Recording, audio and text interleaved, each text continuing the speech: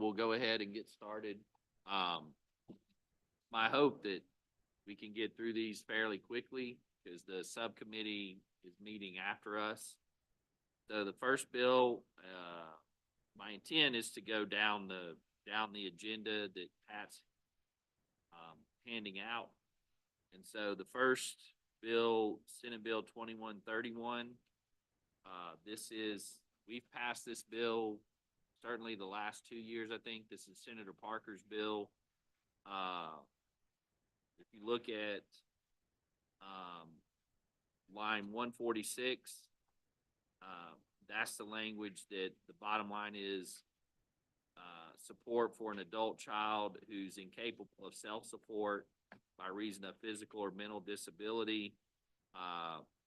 There's a presumption that the age of majority continues to allow child support to continue to be paid. There's no changes from the bills from last year. Senator Parker, you want to speak? You want to have anything to say on that? I'll just say thank you again, Mr. Chairman, for continuing to bring this really valuable bill to the attention of this committee. I know sometimes as chairman, you kind of can get tired, of bringing the same thing up. But the key word to this is in line 152, and that is just that the court may do this. And so it's not a mandate by any means. So the court can decide to make this consideration beyond the age of majority when the situation is. I do think that's actually important. It's may, not shall. Right. So, that gives that the discretion remains within the court. Exactly. Which does, from what I understand, does solve issues that have existed in our courts, and nobody seems to know how to address it. So. Right. And I've shared with this committee numerous times the background on this. So if anyone has any specific questions, I'll be glad to meet and talk to you at length afterwards. But I just appreciate it being brought up for attention again this year. All right. Any questions? Any motion? Have a motion? Motion's title sufficient, do pass. All in favor say aye. Opposed? All right, that passes. We'll go to Senate Bill 2523. The optimum language is on the last page. Our Supreme Court, Court of Appeal judges get expenses and per diem. And what this change does, and I should have said this is a double referred bill. So this will go to appropriations should we pass it, and allows for, if you look at lines 43 through 48, attending judicial duties in Jackson not to exceed 20 days, and in other places not to exceed 12 days, and it's capped at 20 days. So this has been requested by some of our appellate judicial branch judges to do that. So if there's any questions, we'll entertain those. Okay. Motion's title sufficient, do pass. All in favor, say aye. All opposed? All right, that will go to sorry? Okay. President Jennifer Branning, Senator Branning votes present. That'll go to appropriations. Senate Bill 2761, filed by Senator Barrett. This is actually just the code sections, and this is last year. The legislature passed an increase for our judges and their staffs, including for legal assistants and staff attorneys. The compromise, at the end of the day, the bill that got passed was a compromise between the House and the Senate. We've been asked, would we consider, I guess you'd call it fully funding what their request is. We said, sure, this is the authorizing language. So it's just code sections on here. This is to keep it alive, and we'll be working with appropriations to to get that done. Any questions? Have a motion? Title sufficient do pass. All in favor say aye. All opposed? Present. All right. Next ones, I'm gonna, turn to, Chairman Thompson. Yes, on your agenda. He will lay out these bills. Senate Bill 2038. Thank you, Mr. Chairman. Not on my original agenda. Let's see. Oh, 2038 is, to amend on lines 112 to 114 to clarify that the adoption petition is accompanied with a physician's or nurse practitioner's certificate. The current language that's at line 94 is medical doctor. We don't have a defined term for medical doctor anywhere else in the code. The defined term is physician. So this is just to make that clarification. Apparently, in a few instances, it's become an issue for some chancellors denying an adoption petition because it doesn't have a certificate from a quote-unquote medical doctor, which it doesn't. It's an explanation. They'll happen. Any questions? Senator DeBar? So, Senator Thompson, that includes MDs, DOs, and like, does that include PAs as well? Whatever the definition of physician is in the code, I forget which section it was, I had it written down, but and underneath that definition, know that MDs are under there. I don't know how far down, but there's a handful. Well, just with William Carey putting out their DO, with their DO program, we have a lot of DOs probably in the state. I didn't know, we need to make sure we got plenty of room for them as well. Sure, yeah. And I will add this to that. There is making its way, and I know it got sent to subcommittee through the Public Health Committee, is a update of the Medical Practice Act, which actually updates the definition of physician, which, as was explained in that subcommittee in Public Health, it hasn't been updated in a long time, and that's why they're doing it. It's been requested by it's actually a peer bill, which to bring in other definitions of physician.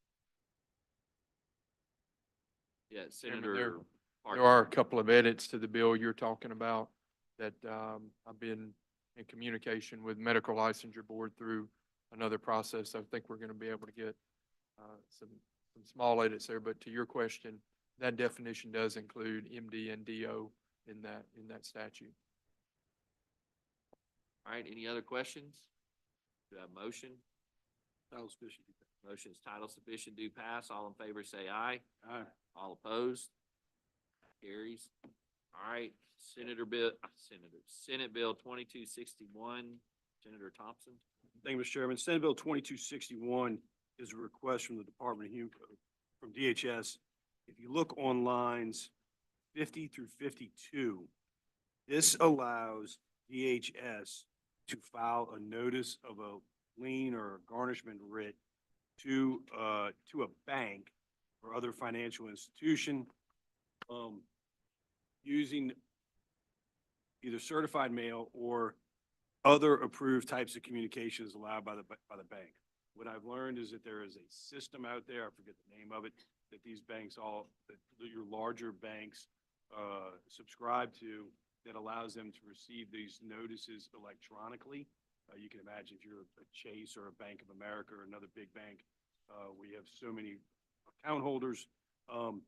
Getting notice by certified mail is actually more cumbersome for them than getting the notice electronically, where it automatically checks their bank records.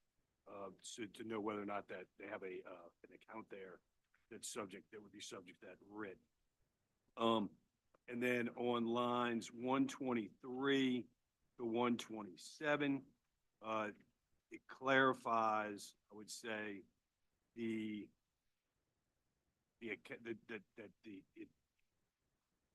if it's in a joint account, if whoever's being garnished, the garnishee, if those monies are in a joint account or any other type of account, including the demand account or member account, certificate deposit or a share account, that those monies would be subject to that that garnishment action by the department.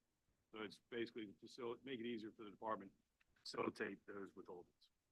That's an explanation of the bill. Happy to answer any questions. Any questions?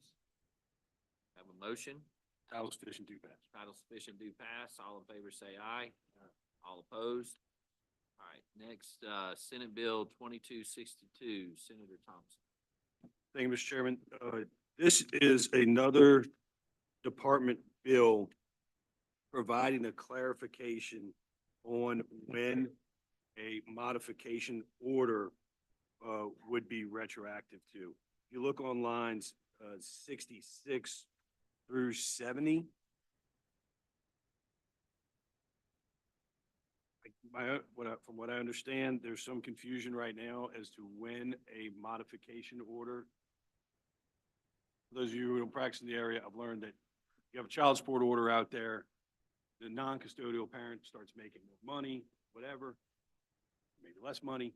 One party can move for a modification of that child support order.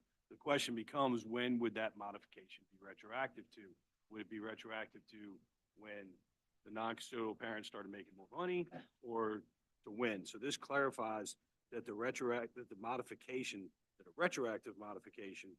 is retroactive to the date that the notice of the petition has been given to the other party. So it provides a time certain for the chancellor to enter his order on the modification. An explanation of the bill. Happy to answer any questions. Any questions? Motion? Title sufficient, do pass. Title sufficient, do pass. Oh, yeah, we have We had the a committee stuff. committee substitute in front of us. My apologies. Title sufficient, do pass committee Committee. substitute. All in favor say aye. Aye. All opposed? All right, thank you, Senator Thompson, appreciate it. Next, we'll go to Senate Bill 2266 and Chairman Barrett.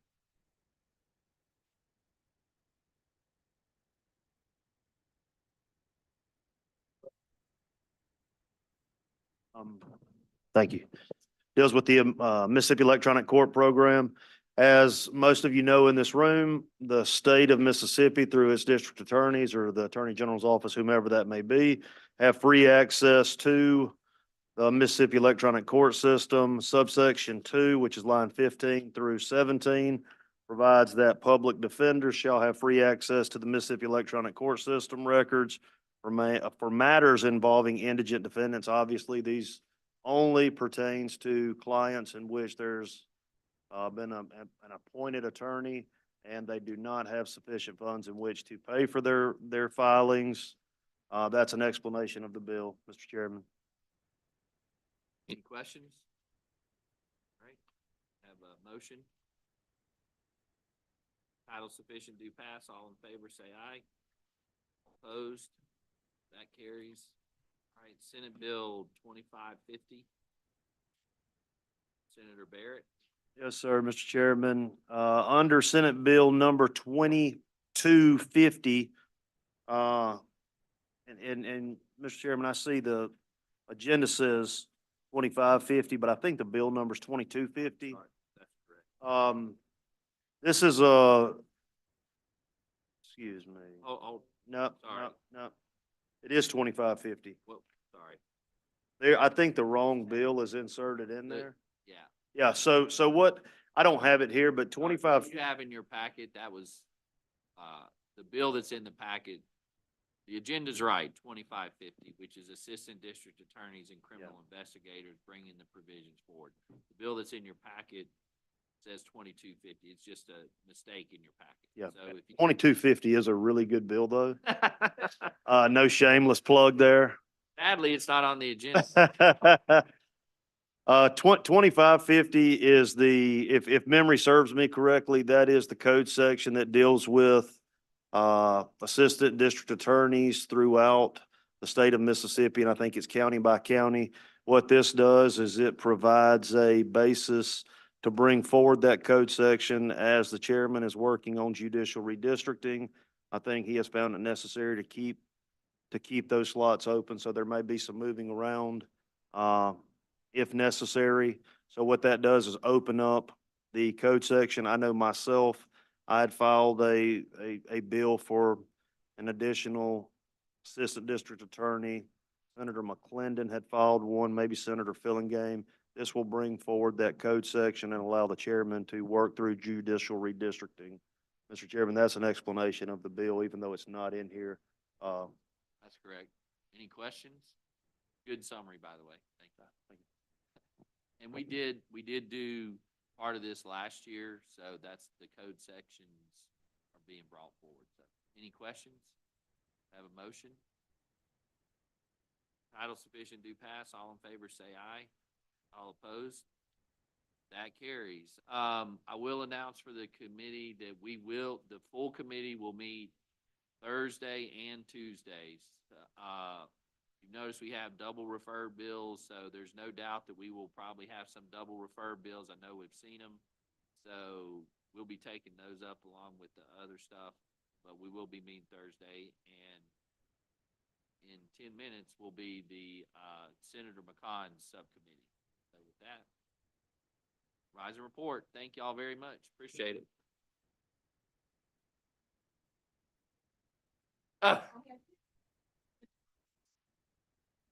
Pat, you don't have to, we got it. That's right.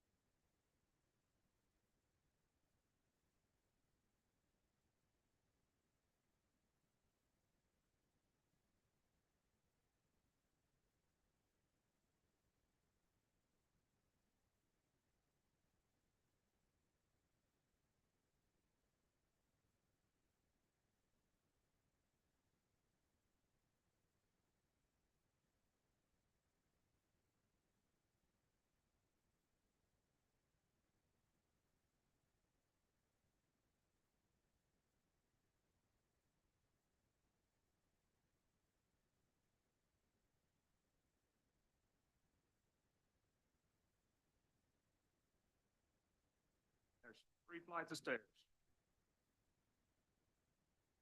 We're all good.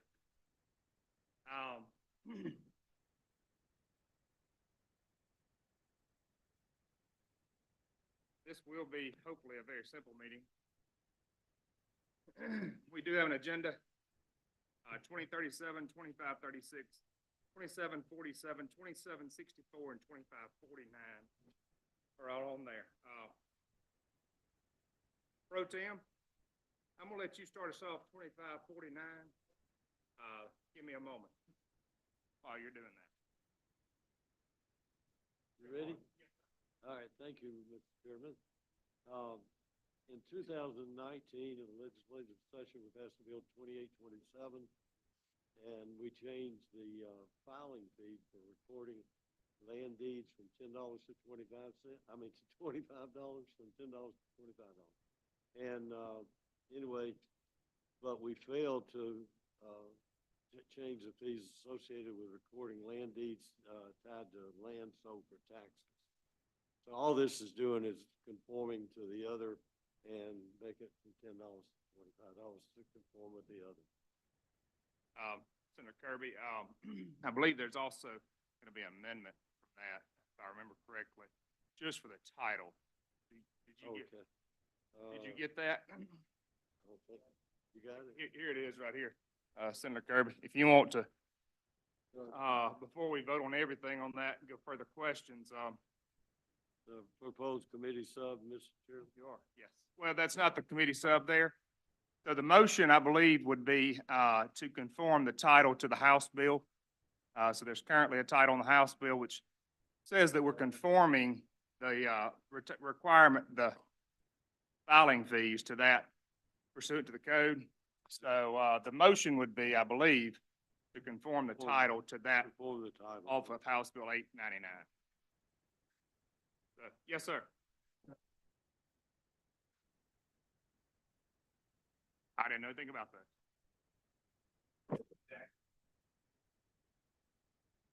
So you want us just to strike all and put that language in? So. I'm good with that. I want to be done with it whenever we need to. Trey, Bob?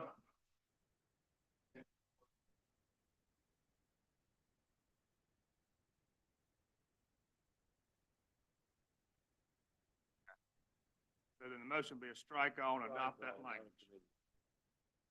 All right, so the motion by Senator Kirby, any questions on that before we go any further? Just taking the language on. Conforming tax fee.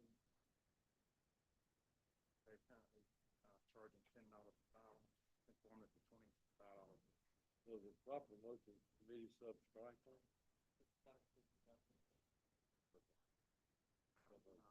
I'm gonna give Senator Hobson a moment to review that. You good with that? Oh, just strike it. So, in your motion, Committee sub strike. motion's title sufficient, House Committee. do pass, committee sub. Strike it. Okay. Or committee sub, which is a strike. You've heard the motion there. All in favor say aye. Aye. Any opposition? All right, so that will be reported to the full committee, under the committee sub. So we'll go back now to the language, the other bills that are on there. Senator Hillengane is not here now. 2747, the third one in your packet. This is brought to us by Senator Boyd. She asked that this be reported out of Jud A, if possible, to allow appropriations to make some decisions on that. So this bill brings up the circuit clerk's offices that have county courts, and it asks to increase the fee, the total amount that they could be paid from $99.5 to $109.5. Now, this is double referred to appropriations for consideration if it gets out of Judiciary A. I spoke with Senator Branning on her reasoning. Her reasoning was that counties that have county courts often have more in their circuit clerk's office, and I'm sure Senator Hobson will go through that with a fine-tooth comb. I do think this could potentially be roped in with judicial redistricting. depending on what comes out of that. So I would open the floor for questions on that bill, 2747. Senator Hobson, you got any questions on that? Any comments? So, Senator Barnett, do I have a motion on 2747? Out of sufficient do pass. All in favor say aye. Aye. Any opposition? That will be reported to the full committee. We will now, we'll look at the first one in the packet, 2037. That's one of my bills, and what it is, currently, the child support language says that you're required to keep insurance. It's not to be taken into account in the gross income statements. This is not on the total amount of child support. This is not saying if you got to pay $500 in child support, you get a credit against it. This is just stating that if you're providing health insurance for the child, the court can consider that in determining the amount of your net income, your adjusted gross income. The federal statutes look at that a little bit different. So if you go through CPS or through DHS, they review that a little differently than a private entity. So if I'm having a private divorce, the judge can't review it. You go through DHS, they can review it. But this bill actually just merely puts in that a custodial or non-custodial parent is required to keep that insurance so that it can be taken into account by the judge when determining adjusted gross income. Now, this bill we would like to report out of here to the full committee, and the chairman, Senator Wiggins, has considered, he's considering putting all these bills together as far as child support, so we're not dealing with many on the floor. So I would entertain questions on that. Yes. I don't see it in here, but what's the intention with the way the calculation will go? Is it supposed to be a dollar for dollar credit against the existing support, or is that? It is not. It is actually, you know, in tax law that we all like credits, but we all get deductions. So this would be a deduction off of when you're considering adjusted gross income.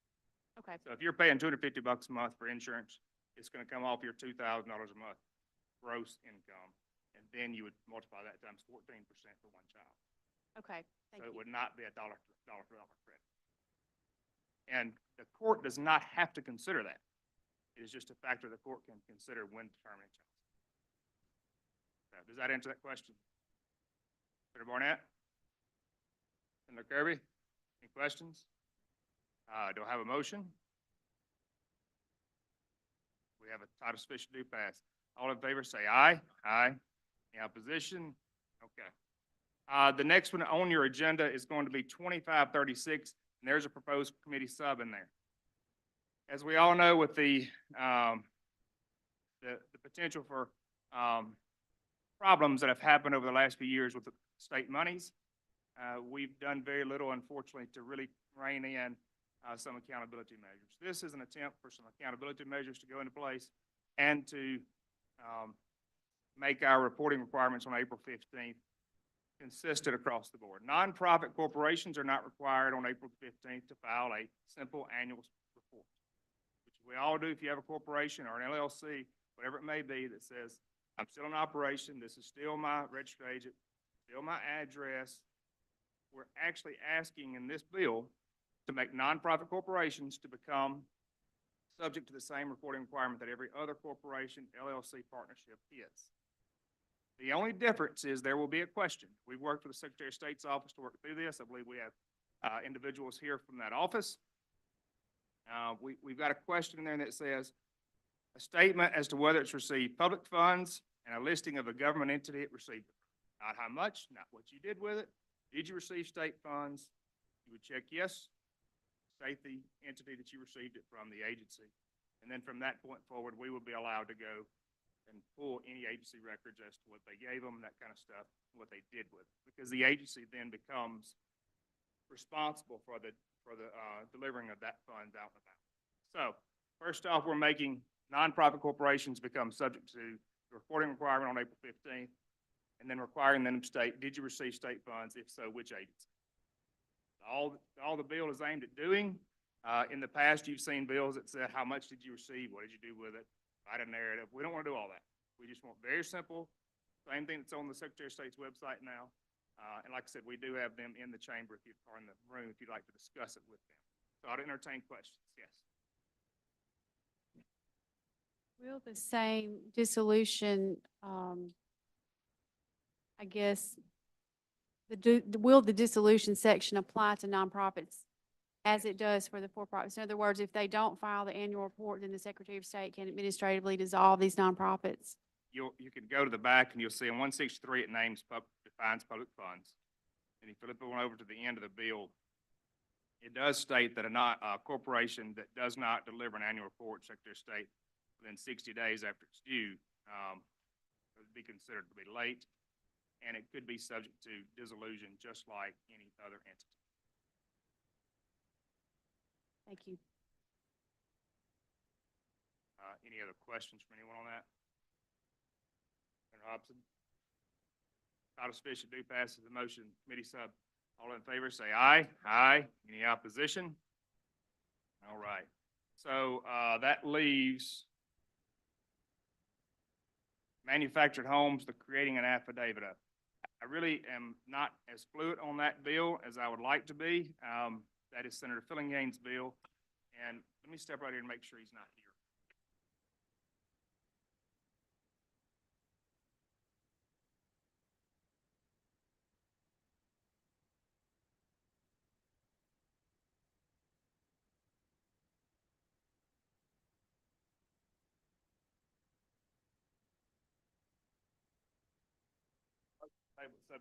Call the chair. All in favor, say aye.